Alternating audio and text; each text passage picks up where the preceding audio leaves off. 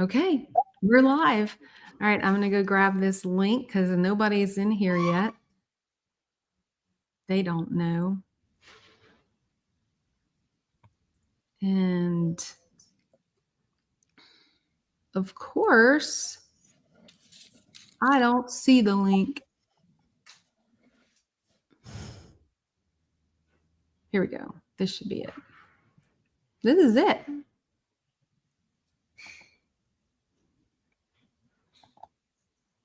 Okay.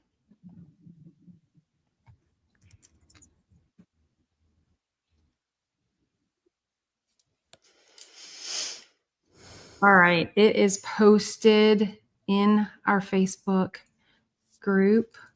Almost there. Official. We're all set. Okay. So we're just going to let that link get out there for a second, give people time to jump in here. But it's 10 a.m. That's not too bad for you, right, Rena? No. Yeah. Haley, our chief operations officer, lives in Arizona, and they don't abide by the daylight saving time. So Yeah, it's crazy. We start at 8 a.m. I think depending on if it's daylight saving time or not, she's starting at 6 a.m. But she finishes at like 2 p.m. Her day ends at like 2 p.m. So she actually loves it. All right. Well, we're going to go ahead, get started. We've been in here now for a little bit, and people can jump in and they'll watch later on as well. But welcome everybody to the July. We're over halfway through the dang year already. I was just scheduling something for September, and it was crazy to think about that. But welcome to our July Tuesday teaching, which if you're watching, you probably have seen some in the past. You know that we used to go live right there in the Facebook group, but thanks to Meta and all of their beautiful changes, fun fact, their slogan used to be move fast and break things. And no, it didn't. yes, it was. Look it up. I'm not even joking. Wow. And I had forgotten about that. Brian brought it up not too long ago. How's that for customer service? Right. and anyway, I don't think that's their slogan anymore, but they continually make changes in how we can go live in a Facebook group. And so if you are joining us, it is because you clicked the link that I put in the group. Welcome. Today's focus, as you see here, we have Rennabohm with Empowered Advisor, and Michael Doherty, our very own marketing service advisor here at Shop Marketing Pros, who, fun fact, if y'all are not tired of hearing me brag about this, Michael was our service advisor when we owned a shop in North Carolina. And Mike, did you work at both locations at one point in time? No, ma'am. Just the Apex location, the Apex. Capitol Boulevard. I was not shipped off to the Capitol Boulevard location. Okay. Well, is that where bad people go, or what? Shipped off? No, I mean, I don't know. I think it was there was operating two stores at the time, so just we had influx of people at one store and the other store. So I think because I lived closer to the Apex shop, that's pretty much why I stayed there, or they asked me to stay there. So yeah, good for that. Yeah. But yeah, so he was our service advisor, and now, gosh, how many years later? And we didn't really talk all those years in between. We actually saw Michael. He was a service advisor at a shop. We saw him at the WorldPack STX last year and reconnected. And then, God directed all kinds of steps, and here he is with us now. So we're here to have a conversation with the two service advisor experts, the gurus. And the conversation is really going to go in the direction of helping shops and service advisors create that raving fan experience, so that when, for service advisors to really capture the essence of the biggest responsibility they have is creating that customer experience. And so I'm going to let y'all have that whole topic and talk about it. And of course, for those watching, whether you're watching now, whether you watch it as a recording later on, drop your comments. I see Megan. I'm guessing that's Megan Deneff joining us today. But if y'all have questions, drop them in here and we will answer those throughout the conversation. And if it's during a recording later on, we'll still answer your question via comment and come back to you. But really glad for everyone to be here. And if you know Rena, if you've taken any classes of hers, she is a wealth of information and lots of great experience and has some really interesting perspectives on exactly the topic that we have today. So with that, Michael and Rena, thanks for being here. You guys post your questions in the comments. I'll be paying attention to that. Oh, there's Kim, and Nick. Okay, awesome. I love that y'all are from London. Very cool. Okay. Wow. All right. So you guys take it away. Let's talk about customer service experience with service advisors. Well, I can start with, just recently I watched one of Carm's podcasts. I don't remember the name. I wish I had it off the top of my head, but it got it was over the weekend and it really got my creative juices flowing as far as perfecting service advisor processes. And the show, they were talking about the check-in process and the checkout process and how there are so many opportunities during those times for us to solidify the relationship with the customer. And one of the things that they said in this podcast, and I realize I'm just repeating what they said, but it was so powerful, is one of the guys said, and I wish I knew who it was so I could give him credit, but I don't. What he said is you, whoever you are on the phone should match who you are in person. It shouldn't be like this stark difference. And what that made me think of is when you have a really friendly CSR, because that's what we hire them to do, right? Customer service representative. And you have this really friendly CSR and they take the phone call and set up this beautiful appointment. And then the customer arrives and the service advisor is totally flustered. It really you already broke trust because you had this image, the customer had an image of what the visit was going to look like. And it doesn't matter if it's a first-time customer or a long-time customer. And that was something that I was thinking about just last night when I was thinking about this topic is I hear a lot of service advisors kind of make excuses. Well, that's a long-time customer. It's like, oh, we don't need to do that. We don't need the pleasantries. We don't need we already, they're already our customer. And I just completely disagree with that. I think if anything, like our longtime customers, our loyal people, they should be the ones that we are going over the top for every time that they visit. Absolutely. Absolutely. Couldn't agree more. I think a lot of it too is, body language, especially when they're coming into your shop, where it's the first time or it's a 10th time customer, right? Just having the right body language. And, what we used to do at Peak Automotive in Apex at Kim and Brian's shop was, we would open the door for that customer coming in. And I'd walk out from behind the counter, I put someone on hold and I'd open the door for them.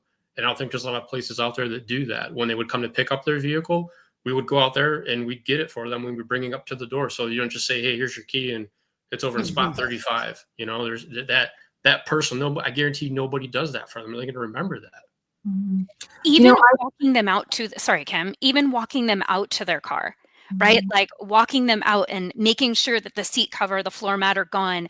Like the last image that they see of the shop should be somebody smiling and making sure that they don't have any questions. Or, what if they start the car and the check engine light is on? The worst fear that you have as a service advisor is that face peeking back in the door after they've left. You're like, oh boy, what did we do? And they're just dropping the seat cover and floor mat off. Hey, you guys forgot this. Or, oh, my check-in, my oil change light is still on. Now look, quality control hopefully would have caught that. But if they didn't, I want to be the one that is right there with the customer saying, wow, let's get this taken care of. Mm-hmm. So I think there's all of these wonderful little opportunities that we have to make sure that our customers are fully taken care of. No, I completely agree, especially, when they're coming to pick up or even drop off, make it less transactional. We know that they're there for a service and they understand that they're going to pay us for that service, but it's the experience and really doubling down on the experience part of it, right? Hmm. Yeah, I'm a massive raving fan. Like it doesn't take much for me to become a loyal person with a company. But I mean, it's not quick either, you know what I mean? But once I am a loyal fan of whatever company, and I could list quite a few of them that are my like go-to, I would never consider anyone else. There have been a couple, back to what you were talking about, Rena, where I could almost sense in the interaction that they would get a phone call or a text or I mean, I've had to turn it off because I didn't want to be that person. The notifications on the Apple Watch, thing, just any kind of little thing, I could sense where they almost had a thought inside, oh, that's Kim. I know I got her. So I'm going to do this, or I'm going to, and it does send a little, I don't know, it just puts a little question mark in my head where I'm like, do they value me as much as they pretend or seem like they do? You just don't want to ever have that moment between the service of, or anyone in your shop, but we're talking about the service advisors today, the service advisor and the customer, where they're maybe feeling that. I think we need to view every single customer interaction as an opportunity to water the seed. Kim, you said that you're loyal to the company, but truthfully, you're loyal to the person. That's Because true. that person has made that connection with you, and that has made you essentially loyal to the company. Because if the next person that you have interaction with at that company ruins it, you're going to move on to a different company. And so we become loyal to the people. And you're right, you get this, I think, false sense of security when you are a customer service person. Like, this person is good, I got this, yep, I'm going to check this text message, I'm going to yell at somebody, I'm going to do something that I normally wouldn't do if it was a first time customer or somebody I didn't know.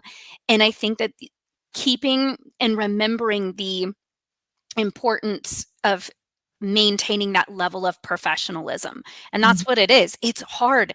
I don't know. When I feel that little ding, it's hard for me to not look. And I'll tell Mhm. you that, like, I'll look at it and immediately people will say, "Oh, do you have to go?" Yeah. Yeah. So that's the vibe that we're putting off. So I had this experience. I went and there is this huge outlet mall in Palm Springs. It's like an hour and a half from my house. If you're ever out there, give yourself 6 or 7 hours. I'm not kidding. It's so good. And I went there and I bought a pair of jeans. Maybe 2 or 3 days later, I got a personal email from the young man that was at the store that said, "Hey, Rena, it was nice to meet you. You bought this and this pair of jeans. Please feel free to reach out if there's ever anything that you want. If you also want me to let you know about any sales that we're having or things that are happening." I saved the email. I'm not kidding you, because now I haven't reached out to him, but I have saved his email, and this was like 2 years ago. I Mhm. still have that email saved because I was so impressed. Now, I know you guys are a marketing company, so maybe I should be asking you this question, but I find that the marketing is great for lots of things, but I also think that sometimes we rely on the marketing instead of doing those personal touches, Mhm. meaning like the follow up, like, "Hey, is everything okay?" Actually, I don't like saying that. I don't like asking, "Is everything okay?" Because that's kind of making the assumption that it Yeah. isn't. Right. But I like saying, "Hi, you came in. I wanted to call and see if you had any questions. I wanted to follow up on those other things that we didn't go over. Did you have questions?" Like, I like doing that. And what I hear from advisors is, we already have marketing that does that. Mhm. So what's your guys' opinion on that? Michael, what do you My think? my personal take, 100% is, I mean, we've got a we had point of sale system that would, deliver, 24-hour, 48-hour message or something like that. Hey, how was your experience? If it wasn't good, give us a call. I don't like that. I like keeping the personal connection. I would, especially it just builds excitement. It builds retention with your client because, after they've left, and I might call somebody 40 minutes after they've left. Hey, Mr. and Mrs. Jones, we did suspension work. You feel the difference I felt when I drove your car. I just want to make sure that you're happy. I mean, there's not really a timestamp on bringing it to somebody's attention, or serving them, with that question of, are you happy? Not waiting, for your automated system to send that out there. I mean, get involved, be active with it. Don't, it's how you build a relationship. I feel like it's a 1-2 kind of thing, where I I definitely see the value and the benefit in that text message, please write us a review, whatever it might be. But taking the personal touch, that personal connection piece out, and I totally get, because I know somebody is watching this right now going, I do not have time for that. I get it, because at peak, I was every single Friday blocking out half of my day making a phone call to every single person. Now, I was the best and the worst person to do that, because I am chatty and I will talk. One phone call that should be 5 minutes was 30 minutes. And so it wasn't long. I think we got like 60 cars a week. And I was like, I cannot do 60 phone calls every Right. Friday. So then I was breaking it up the next week and doing a few phone calls every single day. We did eventually, again, that's like 20 years ago. We did eventually move it over to, we didn't have all the software programs and tools that they have now. But I forget which software we used that sent out an email, probably Constant Contact, and directed them to, fill out a form or whatever it was. But we were still making some very important phone calls. Which of your clients in that week, like Michael was probably saying, you really need to call this one, you really need to call this one. And we were just being very intentional about those touches. I think that's super important. But we're talking about essentially the customer journey here and all the different touch points there are, from the first moment they experience your shop, whether it's somebody posted about you on Facebook, or they heard a conversation at the soccer field, or they went to your website, made a phone call, all the way through. Like, there are parts of that belong to the marketing, and then there's parts of it that belong to the service advisor. But I think that whole journey is critical, not to let any piece of it fall off. And Kim, I'm with you, right? When I was a service advisor, we didn't have fancy software. I started writing service when we still were handwriting, and some of them were going off that old printer that was like, you remember? Yes. So everything that we did, I would handwrite. I went and I printed out our own postcards and I would handwrite on them. I called our clients. And one of the things that I think that the technology makes us think that our advisors aren't as busy as they are, because they have all of this technology.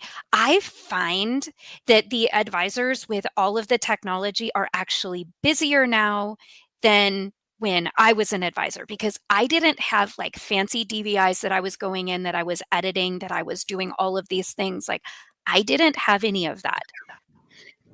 And so I find that a lot of shops assume that the technicians should be 3 technicians per 1 advisor. And my opinion is very strong on this. Now, I will say this. I have some shops that are set up differently. Not all shops run the same. But if your advisor is estimating, selling, checking in customers, doing all of the things, I don't think they should be with more than 2. And I'll tell you, my shops that have the very best customer service, they have the highest average ticket, they have the most reviews and the best reviews. They are the ones that have the ratio 1-to-1 or 2-to-1, 2 techs per 1 advisor. And I realize some shop owners are going, what? Like, how are we going to afford that? How does that even make sense? And I'll tell you, it's because the average ticket is going to go up, sales are going to go up, and the most important thing is your customer retention. You are not going to have to spend the money on constantly marketing because you're going to create a solid clientele. Now, I'm not going to say that it's just works magically. There's a lot of work that goes into doing that, right? Like, you have to have processes. If you are going to reduce the amount of advisors per tech, then you have to have systems in place that they are making, these phone calls, that they have a full process. When the customer gets there, like Michael said, they are opening the door for the customer, calling them by name, remembering their dog, their kids, the last vacation. Like, all of those things have to be happening.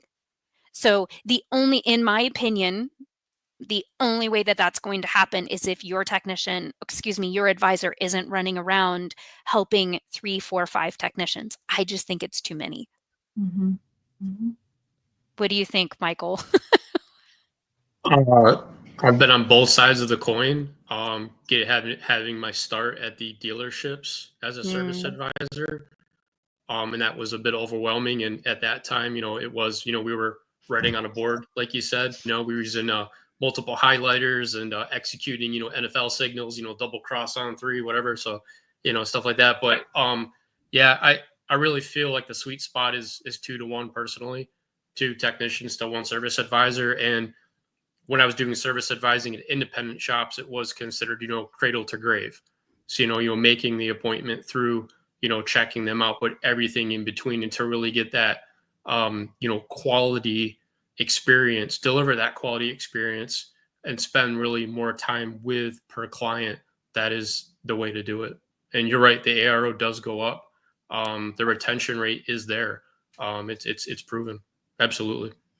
You've got me thinking about it internally here at Shop Marketing Pros, right? In the agency world, there's also a ratio. And we were in one coaching group, phenomenal, amazing, great. And they recommended this particular ratio. And we really feel like we've kind of learned a tremendous amount from that coaching group that we were in. And now we've moved to another one that's more specialized in, like, just like there are shops who are general shops and then there are shops who are specialty shops. So we are now a coaching group dedicated to specialty agencies. And like, we just do marketing for automotive repair shops, and the high level of customer service that is needed for those monthly recurring model agencies. We're learning that our ratio for our CSMs to clients is different, and it's not all that different from what you're describing here. So for those who are okay, so this is awesome. There you go, Rena. Nick says, "Smart Rena, write a book, please." There you go, Rena. It's out now. Maybe someday, but the thing is I'll tell you that we're the same as you, Kim. Like, our coaches do not have 100 clients. We keep it small, how many clients we have. And we do that because we want our clients, our service advisors, to be able to call us and say, I'm having a problem, I need your help. And it's the same at a shop, right? Like, if I want to be your one-stop shop, then I want you to call me for everything. I want you to call me if you get a crack in your windshield, even though I don't do windshields. I want you to call me and tell me about your tire, even though we don't do tires, but you trust me to take you to the place where you need to go. And I'm sure, Kim, you guys do the same. You guys have referrals as well. Your people trust you as well. And how are we going to be able to be there for them if your advisors don't even have time to get on the phone? Yeah, that's right. Michael will tell you when we had our shop, and my nickname is Queen of Connections. It's right here on the screen. I tried getting rid of that. I hated it. You know, when you're a kid, you get a nickname you don't like. I wanted to get rid of it for so long and I couldn't. So I finally just accepted it and moved forward with it. But it's because exactly what you're saying. Back when we had our shop, and I mean, even still to this day, I'm a networker, right? I'm a connector. At heart, I know that I was born to teach, connect, and serve. That's why I am on this planet. And we would have people call the shop saying, "Hey, I'm about to list my house. Do y'all know a realtor?" Like stuff unrelated to the automotive world. And they were asking me, but it's because they knew we were connected and we became their resource. I moved back home to Louisiana and somebody, my cousin, she actually called me. I can't believe this still to this day. And she was like, "Do you know an ice cream man?" You did. You And did, didn't you? You did. I I know did. it. I did. So, when you can be that resource, you were talking earlier. I told y'all I'm a chatty. I mean, I shouldn't. I should just sit back and let y'all carry on. But I just have this question. You were talking earlier, Rena, about people remembering the dog, the kid, their job, whatever it might be. We have our answer because I know what we used to do, but that's just part of, like, I'm 52 and menopausal. My memory is terrible. Like, if I were a service advisor right now, I'd be walking around with a little notebook or something, but it's part of the process. How Yeah. are you advising service advisors to keep track of things? What's the process part of it? What are your tips for remembering that kind of stuff? Like, how are you coaching service advisors through that part? I think that you have to rely on your software. So I know TechMetric and Shopware, they have in the I think it was at one point the top right corner. Megan can answer this. I'm sure she will. There you can write little notes, right? There's like car notes, customer notes, and then there's like generic notes. And up there, that's where you write, like this customer is this type of buyer. The last time they were in, they didn't buy because of this. Dog's name is Fred. They call their car Betty, right? Like that's where you keep those notes. Um, oh yeah, top right in Shopware, yes. And then I wanted to make a note about, so Megan did say it's like the dentist not taking new patients. I know my doctor is not taking new patients. I know that my dentist is not. And the other thing I wanted to mention about my dentist, the other day when I went in, they made me 2 exit appointments, Hmm. 6 months and 1 year. That I was like, "Wow." So they are pushing, and I'm curious, I didn't ask her because I didn't get a chance to, but I just remember she handed it to me and she goes, "Here's your next 2 appointments, Rena." And I was like, "Whoa, really?" Mm-hmm. That is another really big factor in retention is the exit appointment. That one is huge, huge, huge. And I think advisors are nervous to do it. I'll tell you guys, when I was a service advisor, I did not like making those appointments. And so what my boss did, I tell everybody this story. What my boss did is he put a jar of toothbrushes on the counter in front of me and said, "Ask me why this is here." And he said, "If you don't want this here, you're going to have to start asking for the X appointments," because everybody would go, "Okay, I'm going to bite. What's Ah. this all about?" "I'm supposed to be asking you for your next appointment like they do at the dentist." And I got tired of doing it and it forced me to do it Mhm. because it was more embarrassing for me to talk about the toothbrushes. But if that's what you have to do to get your advisors to ask for that appointment, it is, and like I tell advisors, it's not about getting the customer in for the next appointment and getting their money. It's about the convenience for the customer. Hmm. It's when your customers leave, they should have a plan. What are they doing the next time that they are here? Is Hmm. it just an oil change? Is it an oil change, a tire rotation? Are we looking more towards a mileage based service? Some like, where are we at? And you're helping them budget, you're helping them with time, you're helping them with everything. So that's going to be another really big one for me, is making sure that you are uh, getting the next appointment Mhm. with a smile. Yeah, for sure. No doubt about that. Oh my gosh. Mhm. Yeah, I don't everybody talks about this dentist exit thing. Uh-huh. And I mean, we did it. We started doing that. Probably one of our coaches probably told us that, it was definitely a process. You had to change the process. We were changing the habits. But clients they were not upset about it. They went right along with it. And there was always that they always had an out. They could always call and reschedule it. They could always call and change it. But it also sent the message that when they were out and about in the world and maybe they encountered a new shop or whatever, they would think, oh, I probably should try that out. But then they would think, I already have my appointment scheduled. Mhm. It's already in the books. I don't have to do that. And I just think it's funny to now hear that it's obviously so successful with dentists doing it for the 6 month that now they're doing it for the 12-month appointment as well. That's just bold, but amazing at But the same is time. it? Is it? Like, I mean, I just think it is. It's so smart. But you're right. There was this like boldness around it where I was like, oh, you have me scheduled for, wow, the next two. But, I also think about like during the summertime, a lot of our shops are booked out for a week or two. And so your good customer calls and they're like, hey, I need an oil change. And you're like, how about August 14th? And the customer's like, what? Mm-hmm. But if you pre-scheduled it, Yep.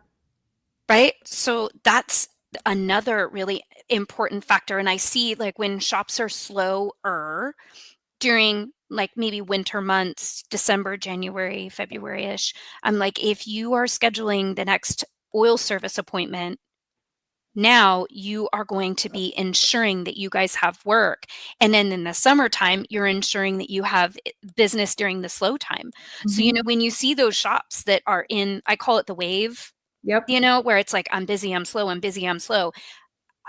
If you were pre-scheduling, I don't think that you would have as much of that as you do now. Yeah, absolutely. No doubt. No doubt about it. Michael, did I cut you off? No. I was going to say, and I'm sure it goes without saying, but not only doing the pre-scheduling, but, maybe a week before their appointment, just reaching out to them to make sure that that's still going to work, because sometimes people do forget about it. Mhm. They may have not written it down, or they may have something came up, whatever, but just, again, that personal connection, maybe a week out before their actual appointment, just a gentle nudge of, hey, just as a reminder, we have you on the schedule for, is that still going to work for you? Because if it doesn't work, then you can fill that spot with somebody else that may need to get in sooner. But just the transparency in letting them know that you got their back, you're there for them as a reminder. Yeah. Rena, what do you think the fear is? Why are service advisors hesitant to do that? What are they afraid of? It's what we talked about earlier, change. We don't like change. Mm. So we're doing something outside of our comfort zone. And I think it's the fear of the no. I think we all have fear of rejection. And Yeah. and I think it's like, if you think of it as it isn't, you're not being rejected, it's that the customer can't really commit. So I think it's just getting comfortable with the idea that it isn't about you, it's for the customer. That's what it's about. I'm not asking you for more money. I'm just saying, I know that you're busy. This time you went like 1,000 miles over on your oil service. We don't want to see that happen again. So I know you were frustrated about it. Should we just go ahead and pre-schedule this time? Mm-hmm. Yeah, and you can phrase it as like, we recommend that we set up your 6-month checkup, to come in 6 months, so that we're able to do another, digital vehicle inspection for you, make you aware of any things that we might see going on with your vehicle, because we know you're always busy and we want to make sure that things are taken care of for you. Like you said, you're not focusing on the money part, you're focusing and conveying of taking care of them and making sure that everything's working properly with the vehicle for them, so phrasing it not as a next appointment, but a 6-month checkup, or however you want to phrase it. But again, the mental behind it of the why, them knowing why you're wanting to do that, not just, they're coming in and they're paying you, there's the why of, we're looking out for you, Mr. or Mrs. Jones. Well, It's you go. It's setting up what, like, if you look at your job as a service advisor as to your job is to not only help customers what's due on their car today, but what is going to be due on their car in 6 months or in a year, then all you're doing is just saying, hey, I am helping you budget your time and your money by telling you this is what we need to do today and this is what we need to be doing in the future, and we're going to be scheduling it. One of my biggest pet peeves is when we decide that we are going to monitor something on somebody's car, right? The most common one is your car has an oil leak and we are going to monitor it. Then the customer leaves. Are you going to their house and monitoring that oil change? Or like, how exactly are you doing that? If you don't have something on the schedule, then how are you monitoring that? You're not. You're just saying that you're doing something, but you're not. And that is one of my big things, that this is your opportunity for an appointment. This is your opportunity. Like, when does your technician want to monitor it? And how is your technician going to monitor it? The technician isn't going to write down the addresses of everybody and go to their house and monitor things. So how are we doing that? Yeah, for sure. Yeah. You're not setting anybody up for success with that, because if there's a leak, it's certainly going to get worse. And when it gets worse, now the customer is like, well, you said you were going to monitor it. You weren't monitoring it. Nobody's even thinking, it's like we're not and the whole essence of what we're talking about today is creating a customer experience that builds trust, right? And I think that we were talking a minute ago about the fear for some customers, for some service advisors, and why they're not doing this, that, or whatever. I think sometimes having difficult conversations, like the rejection or, things that might not feel good. So in your world, Rena, Michael, also, like, what about the service advisor's role in sitting back and listening to the customer when they're frustrated, when they're upset, when something doesn't go wrong? Like, it's such an incredible opportunity to build trust and to turn an unhappy customer into a loyal raving fan. Like, you can do that. Obviously, some situations they're just not going to go the way we all want them to go, but the unhappy customer, there is generally an opportunity to fix things, listen, move on, and turn it into a great review in the end. How do you address service advisors who have a hard time handling those difficult conversations?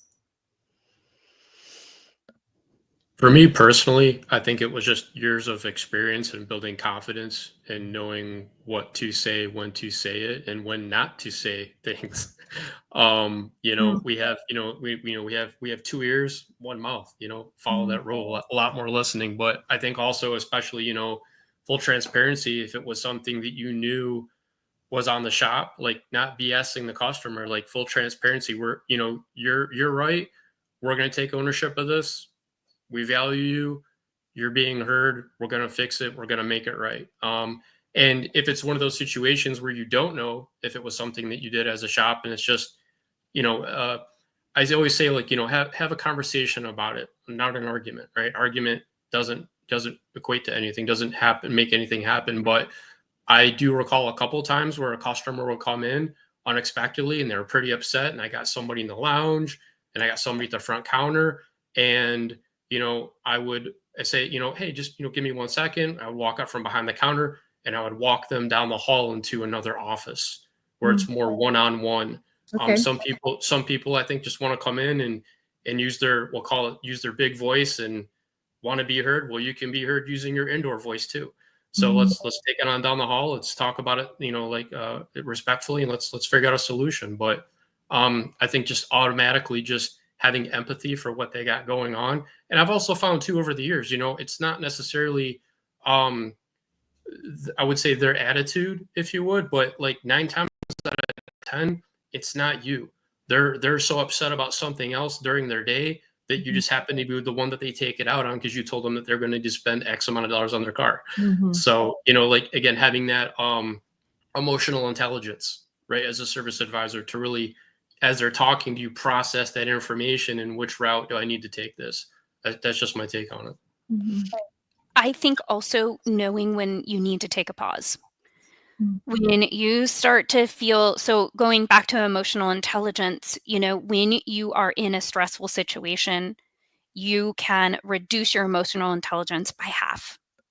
So if you're stressed, if you're anxious, your emotional intelligence can essentially go away. So a lot of us are really uncomfortable with confrontation. And so if you just stay in the confrontation and don't take a pause, you potentially are going to say or do something that you don't want to do. So knowing that it is okay, like I think it's a little easier when you're on the phone than in person. So if you're on the phone with somebody and if you are feeling really stressed, say, do you mind if I place you on a brief hold? Will I check with the service manager? Will I go ask the technician? And maybe you don't even need to do any of that. Maybe you do, but what you're doing, hopefully, is you are going to give your nervous system a pause and allow it to come back, right? And I don't know exactly what the medical term is, but essentially breathe, bring back your emotional intelligence, lower your blood pressure, all of those things, and then come back and to be able to solve the problem. You're also giving the customer a minute to take a pause as well. I did recently, we had a shop that had 3 one-star reviews in a matter of a few weeks. When we went back and looked at why did these happen, what I think, my opinion, is that we didn't uncover the life cycle of the vehicle. So the customer comes in, the customer is greeted by a very lovely CSR, then a disconnected service advisor, meaning didn't meet the customer, doesn't know anything about the car really, other than the inspection results, calls the customer and says, here is $5,000 worth of things that you need. And then the customer is now frustrated and leaves without getting any work done, or maybe even gets some work done, but feels very resentful of that work. So to me, the service advisor uncovering the life cycle is, how long have you owned it? How long do you want to own it? What do you use this vehicle for? Do you own it? Do you lease it?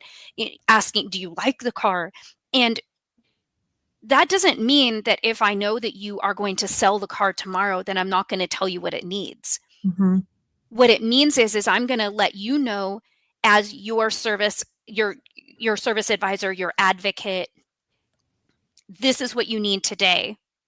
These are the things you're going to need in the future. I know you said that you want to sell it tomorrow. However, I want you to know everything that the vehicle needs. So I think taking that approach is going to help reduce customer frustration, customer resentment. They just know that you understand them. I'm not going to not tell you. I'm just going to let you know, like, hey, I know, Kim, you said you want to keep this car for life. Here's everything. Let's break it down. Let's figure out what needs to be done now and later, and we can make an appointment for it later. You just describing it that way just brought, I was envisioning it, right? And I'm just anticipating what that would be like. And I felt the anxiety of it, but the way that you laid that out, I could see how that's just creating a sense of calm for me. Like I don't want to be a salesperson in Shop Marketing Pros. I don't want to be a salesperson at my favorite shoe store.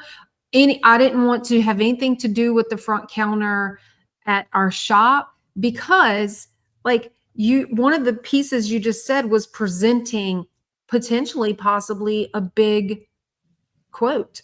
And I had this, we all have something in us that makes big ticket items, either comfortable or not. And I don't know if it's my childhood, we were not rich. I don't know, but I had a severe lockdown block, lose my mind when it came to high tickets. And I remember, and we were a Mercedes-Benz specialty shop. We did Euro, but Brian was Mercedes-Benz diagnostic tech. That was our, main clientele. And so those things are expensive. And I remember hearing Michael present tickets, quotes to people that were thousands of dollars. And I'm like, oh my God, I don't even know. I mean, I'd like get tingles and like, You get sweaty. literal physical reactions. But, not only is the customer possibly panicking about where am I going to get that money from? But then when you have the service advisor who's also uncomfortable with presenting there's no trust being built in that situation. So I think the way you just laid that out is probably very comforting to Michael, you never had that problem, did you? Like you were just very matter of fact. Here's what we found. I don't remember you ever had any issues with that. No, ma'am. I think a lot of it was just product knowledge and being able to break things down in a non-automotive sense to people that didn't really understand automotive. And that's okay. Not everybody, I would sometimes ask people, if you had to rate your automotive knowledge on a 1 to 5, 1 being the worst, 5 being the best, like where would you put it before we start talking about stuff on your car? And they say a 1. I'm like, okay, I got to break it down so that they understand it. But going back to what Rena was saying, like in essence, like I would, presenting an estimate to somebody, I would start off with positives first about their vehicle because they're not used to hearing positives. They're always used to hearing, here's what you need, here's how much it is. Let's start off with some good stuff. Let's start off with some good news. Let's get into your primary concern or concerns next. And then I would do what's basically called the traffic light method. Red needs attention now. Yellow is caution. Let's come up with a plan of action. And green is, you're good. But I would usually start with the green first just to kind of, start the conversation off with positives versus diving into expensive repairs. But as years built in doing service advising, I mean, I remember the first time is a Mercedes dealership and the technician came up to me. He had a S-Class in, this was around 2000, 2001. And he put the estimate down and I looked at it for front rear brakes. It was like $3,000. And I'm like, Ooh. did we bill in the wrong rotors? Let me check the quantities on these. And I did. I had to relieve myself for a minute and take a breath and go, man, I got to call this person and tell them this. And I approach it like I usually would. I call them, I tell them, and they're like, yeah, no problem. Go ahead and do it. When can you have it done? And it's like, okay. But again, you got to have the confidence in what you're explaining it, how you're explaining it. But again, breaking it down sometimes in a manner that they're going to understand it. And I love using analogies, especially like cabin filters. You can show a picture of a cabin filter, but no one really understands. Well, most people don't understand and say, hey, the filter that you change out in your house every couple of months, it's the same type of thing, or when you start an AC diagnostic, letting them know that just like the representative that come out to your house, the first thing they're going to do is check the Freon level. And then they're going to possibly need to do additional diagnostics. Same exact thing, breaking it down in a manner they understand. And it's always been beneficial. But I think more than not, just being transparent with them and not sugarcoating it. But again, having empathy is, you're looking at this estimate. It might be a $1,500 estimate or a $10,000 estimate. I'm not looking at the number. I'm looking at how I need, and having that game plan before you call them in your head as a service advisor, right? Like really kind of going over it with yourself before you make that call, like having your plan of action and how you want to talk about this, not just literally getting the estimate, calling them and not knowing the plan of action, like coming up with how you want to present it, I think is really important too. Like going out, talking to the technician, looking at the car yourself. I use the example. So if I was to call and say, you have an oil leak and it needs to be fixed, or if I was to call and say, I went out, I looked at it, and holy moly, there is oil from the front bumper to the back bumper. Like you are going to feel the passion, the importance in the call, because I personally went out, I looked at it, I talked to the technician.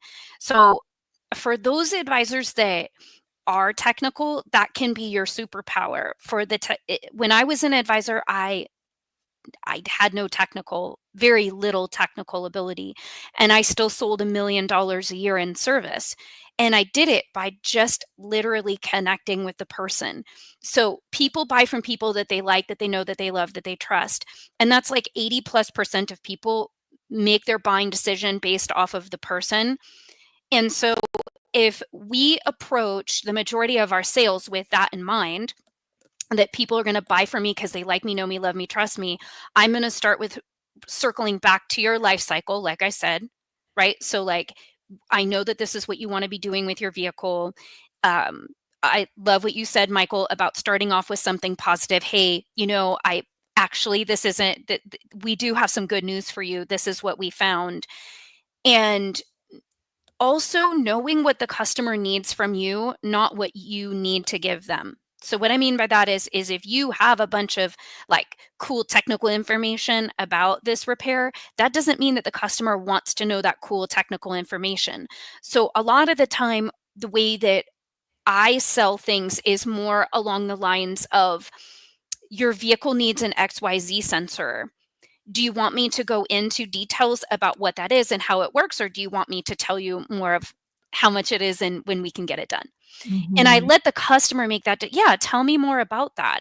I will open up for a conversation for them to decide what my sales approach is going to be instead of me making the decision. However, I should be prepared. So I should be prepared if the customer is going to ask technical information to some degree. And I find that this is a really great tool.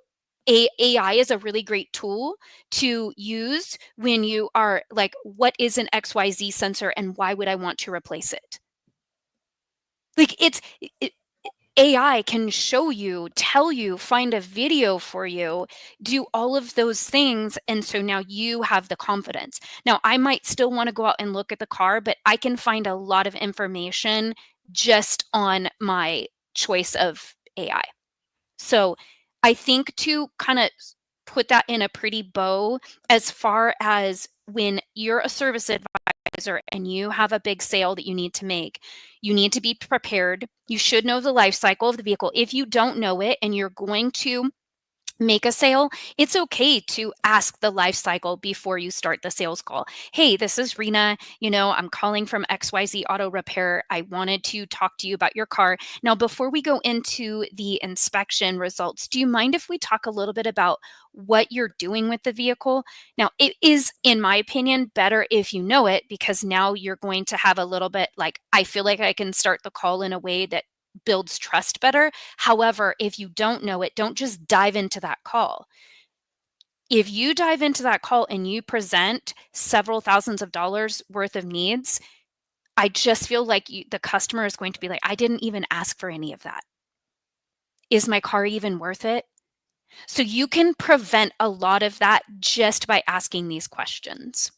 So, and then also the confidence, right? Like the confidence is key. And I think every service advisor, confidence is built with something different. If that makes sense. Like if it's going in and listening to your sales calls, if it is, and of course, like practicing, Michael, you hit the nail on the head. You should be prepared for these sales calls. You should know potentially what questions the customer is going to ask. Be prepared for the call.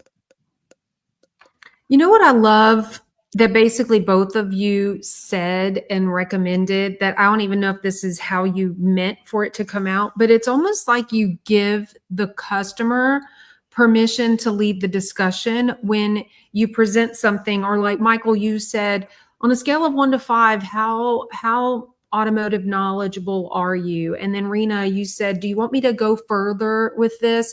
Because look, I know there are some, when I do anything automotive related, which generally is very rare because Brian Walker, does all of that. But there have been times where we were just too busy. I needed to go get something done or whatever. Or My car, the Lincoln Nautilus that I just paid off in January, blessed Jesus. In February or March, of course, the transmission started acting up. And anyway, let's not go there. Um, let's not go there. I'm distracting my own self. Hey, what's your life cycle with this vehicle, Kim? Well, okay. Yeah, right? Great question, but let's not go there. It might have I mean, I changed. just paid it off, so obviously I wanted to keep it for a while, but now I'm questioning what that is going to be like. But anyways, you know me, I'm sorry for all the service advisors, shop owners, Rena, Michael. I apologize, but I am that one who is like, my husband's a Mercedes master technician for the last 17 years. Blah, blah. You know that. So giving me the permission to say that without me having to feel like I'm like, okay, my husband knows more than you do. You know what I'm Mhm. talking about? There are those Mhm. people. Or the guy who is bringing it because he doesn't have time or he doesn't have the tools, and you give him the permission to say, yeah, I'm aware of what that is. I know what that is. I think it's just smart to open that space before, I think we could just keep talking. We only have really just honoring people's time. We only have a few more minutes. So just kind of giving you the last word, Rena, is there any burning thing that you want or need to say to service advisors or shop owners that are listening? Is there like a hot topic right now? Is there a number one mistake service advisors you see are making kind of generally across the board? Like any of that? How do you want to end our time here? I would say that the biggest thing that I would like to see more of is us just kinda getting back to basics. And I think what basics mean to me is the excuse of we send a text for that or we have an email for that. I know that there are spaces for texts and emails. I know that, but I just don't think we need to 100% rely on technology. I think people still like that human contact, that human touch, and I think that that is what giving the advisors, so that's my message to owners and advisors, but my message to the owner would be the advisor has to have time to do that. Mm. Yeah, which goes back to your ratio idea, which I think is amazing. Michael, any last things you want to share? I would say for the service advisors, especially like have more empathy when people are calling. Especially, I know we're having like a heat wave all across the United States. I actually got to listen to a shop call for an SMP client a couple weeks ago. He asked me to listen to it, and the service advisor, he didn't do a bad job. He asked great questions, but literally somebody called and said, "Hey, my AC is not working," and he went right into, this is the price point that we do that service for. I mean, again, have some empathy. I've been there before, or I understand what it's like. It's no fun. We can get you in as soon as possible. Like, build that connection with them. Again, make it less transactional. Make it more about the experience. That's just my take on it. I love it. Thank you all so much. And thanks to everyone who is here today. If you're watching not live, still post your comment or your question. We love seeing that. But real quick, Rena, what does the rest of the year look for you? Are you going to any of the conferences? Where can people find you? How can I put it here and I highlighted it, but how can they get in touch and connect with you? Yes. So anyone can email me, Rena@empoweryouradvisor.com. You can go to our website, empoweryouradvisor.com. I'll be at ASTA. And that's really the only conference that I'm doing this year because that's my favorite. All the way from California coming on. I know. It's why, but I love North Carolina. So I am excited to be there. Well, that's where Michael lives, so it's going to be easy Oh. for him. He will be at ASTA with us as well, so y'all have to meet in person there. I do want to wrap this up and just remind anyone, if you are not registered for ASTA. Definitely, you can go and do that. Please never change Queen of Kind. Okay, Nick, thank you. I love that. I should highlight that one. I want to invite y'all to take a peek at planwiththepros.com. This is our second year doing it. Last year it was all hush hush because we were super private. We only wanted a super small group. I know Megan is coming. Megan, I'm so excited about that. But we are going to be hosting Plan with the Pros at West Point, y'all. And our son is a cadet there. And so at the Thayer Hotel at West Point, we are hosting Plan with the Pros, 2.5 days for you shop owners to come. We are going to teach, coach, mentor, and train you how to create your 2026 full year marketing plan. You are going to create it right there. We're going to oversee it, coach you. You're going to present it to the small group there, and then you'll be able to leave confident, ready to go with your whole 2026 planned out. And so we hope you will go to planwiththepros.com, take a look at that, and get registered. I will tell you July 31st. It's July 29th when I'm telling you this. July 31st is the last day to sign up and be able to pay with a payment plan for like pay over a couple of months. After July 31st, you'll have to pay for the whole thing at one time. But we just wanted to make it budget friendly for people. So if you're interested, go take a look at that. And thank you all again for being here. Rena, thank you. Michael, thanks for your time as well. Pleasure to meet you, Rena. Yeah, you too. And so I'm going to click end, and then I'm going to go end it in the other program as well. So everybody have a great day. And yes, Megan, I'll see you in New York, if not sooner. Love that. Bye, Megan.